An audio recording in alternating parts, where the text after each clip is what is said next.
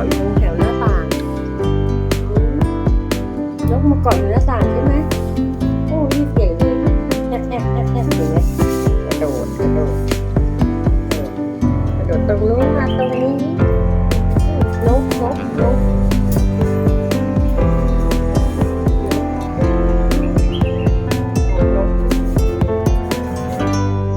แสดงว่าเห็นนกเกาะอยู่ที่หลังคาเกาะอยู่ที่หลังคาเนี่ย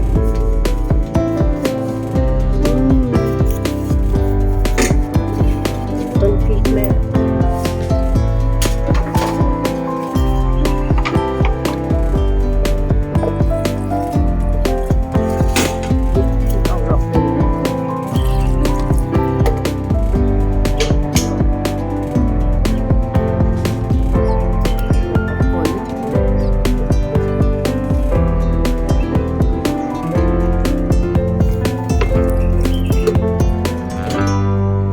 ถ้าไม่ปิดเดี๋ยวนกบินเข้ามาเสร็จไอ้พวกนี้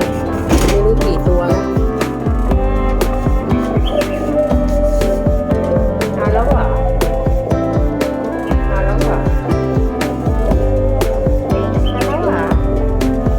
ไม่จับนกก่อนเหรอนกเยอะนะ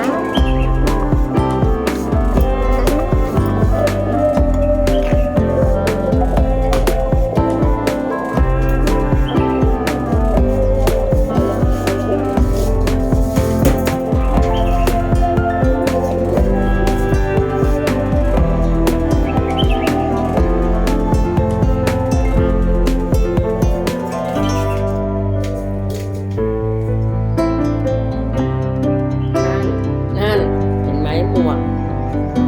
มันเรารู้จนได้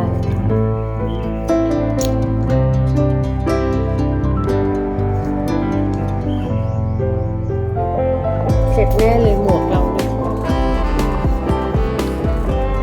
เราต้องเสร็จแน่ๆเลย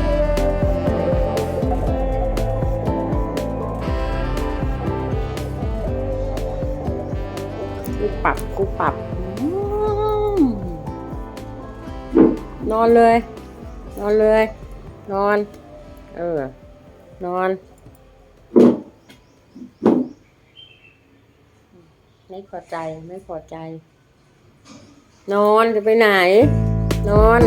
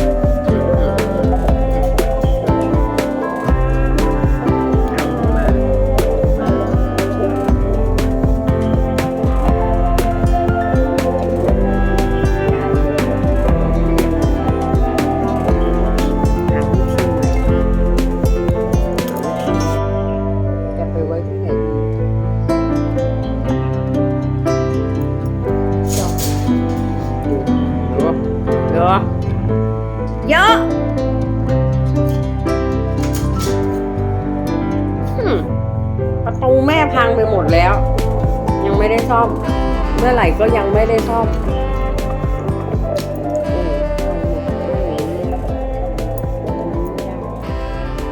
ไม่ได้เด็กจะต้องเอาไปไว้ที่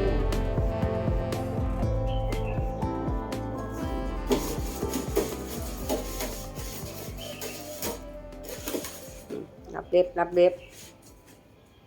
บ